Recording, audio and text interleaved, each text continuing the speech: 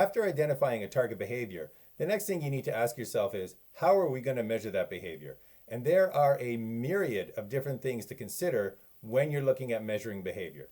If only there was some sort of roadmap, some sort of decision tree that could help us in making those determinations. Hi, my name is Dr. Igor Juricevic, and this is Functional Analysis of Behavior 1. Let's go.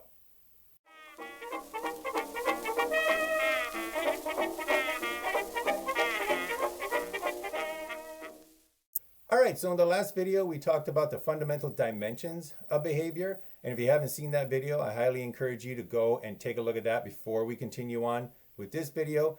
But today we're going to take a look at a model for selecting the measurements when you choose a target behavior. All right, so in the last video, we talked about the fundamental dimensions of behavior that can be measured. And in this video, we're going to talk about a model for selecting those measurements, because it's very important to select the appropriate measurement for the behavior that you selected. And Cooper, Heron, and Heward mentioned that the measurement method obviously must fit the target behavior dimension that you've chosen. However, they also acknowledge that selecting the most appropriate measurement method for a given situation is hardly as simple as that.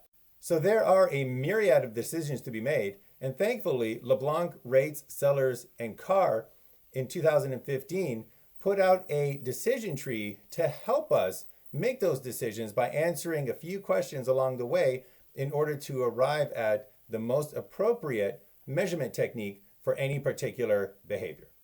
So we're going to take a look in detail at that decision tree today, and we are going to start off with that first question: is the problem behavior observable?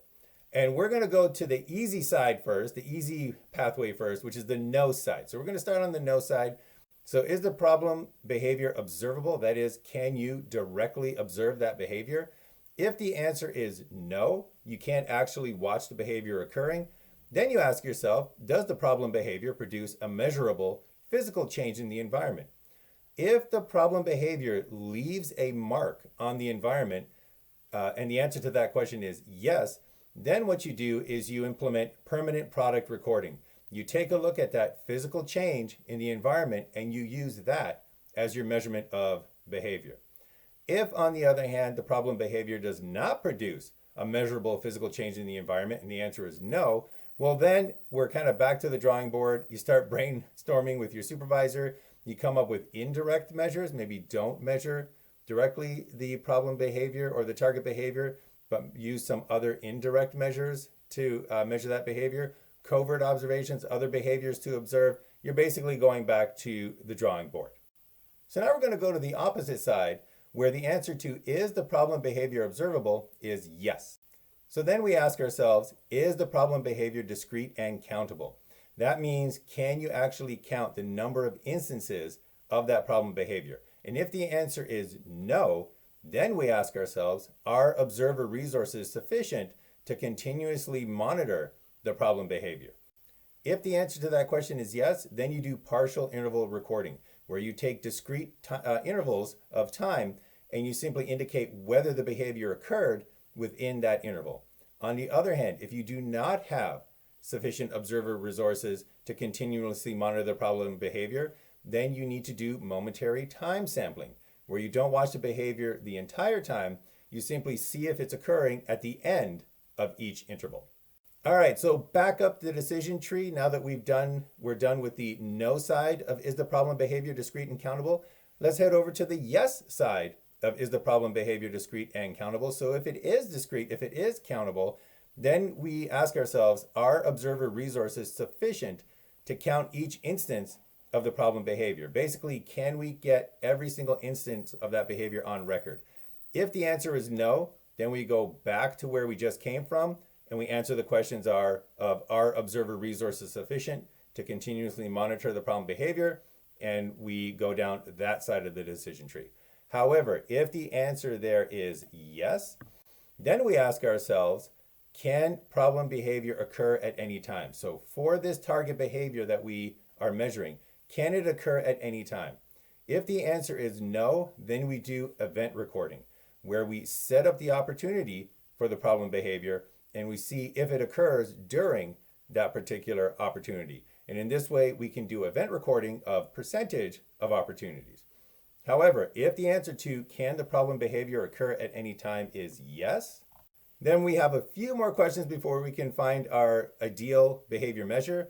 We ask ourselves then, is one of the following behavior dimensions the primary concern or an important secondary measure for designing treatment?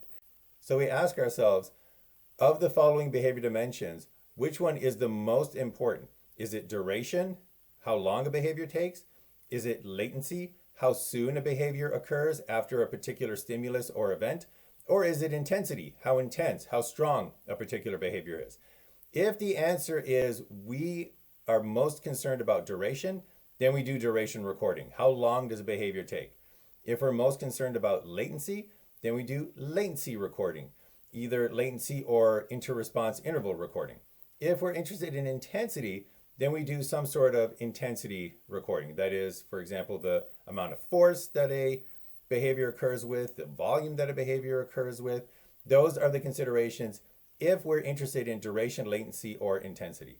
If the answer is no, then we go to event recording. So once again, we go to that idea of just recording when the behavior occurs, how often it occurs. We go back to those procedures of event recording.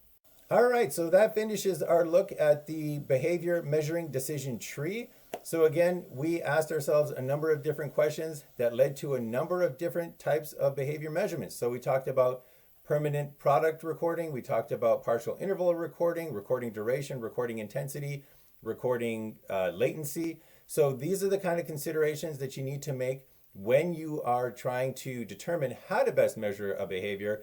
And again, just work your way through that decision tree and you should be able to come to the best and most appropriate measure for any behavior that you choose. So that's it for today. Thank you for making it all the way through all the paths and all the way down that decision tree. Please join me next time, but until then, stay frosty, stay functional.